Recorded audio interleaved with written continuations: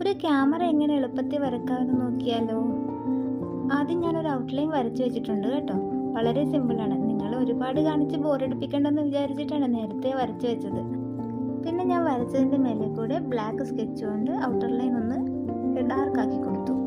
എൻ്റെ ഈ കുഞ്ഞു ക്യാമറ ഡ്രോയിങ് എങ്ങനെയുണ്ടെന്ന് വീഡിയോ മൊത്തം കണ്ടിട്ട് പറയണം കേട്ടോ.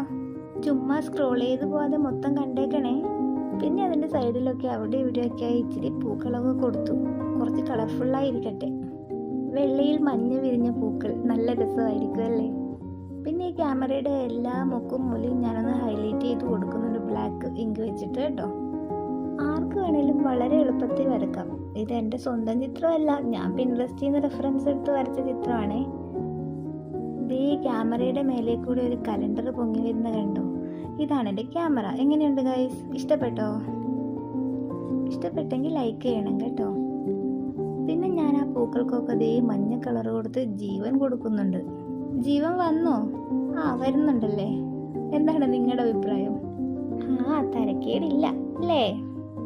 പിന്നെ ഞാൻ എൻ്റെ ക്യാമറയുടെ കണ്ണൊന്ന് ഹൈലൈറ്റ് ചെയ്തു, ജനൽ കൊടുത്തു. പിന്നെ എനിക്ക് ഇഷ്ടപ്പെട്ടൊരു കളറും കൂടെ കൊടുത്തു. നീലയാണ് എനിക്ക് ഇഷ്ടപ്പെട്ട കളർ. അതുകൊണ്ട് എൻ്റെ ക്യാമറക്ക് ഇരിക്കട്ടെ ഒരു നീല കളർ. നല്ല നീലിച്ച കളർ. എങ്ങനെയുണ്ട്? സൂപ്പർ അല്ലേ. നിങ്ങൾ വരക്കുമ്പോൾ നിങ്ങൾക്ക് ഇഷ്ടമുള്ള എന്ത് കളർ വേണേലും കൊടുക്കുക കേട്ടോ. കുറച്ച് കളർഫുള്ളായപ്പോൾ എൻ്റെ ക്യാമറ കാണാൻ എന്താ ഭംഗിയല്ലേ. ഇത് ക്യാമറ തന്നെയാണോ നിങ്ങൾക്ക് തോന്നുന്നുണ്ടോ? എന്തായാലും കമൻറ്റ് ചെയ്യുക കേട്ടോ. ഇഷ്ടപ്പെട്ട ലൈക്കും കൂടി ചെയ്തേക്കണേ. പിന്നെ എൻ്റെ ചാനലൊന്ന് സബ്സ്ക്രൈബും കൂടി ചെയ്തേക്കണം കേട്ടോ. Thank you so much.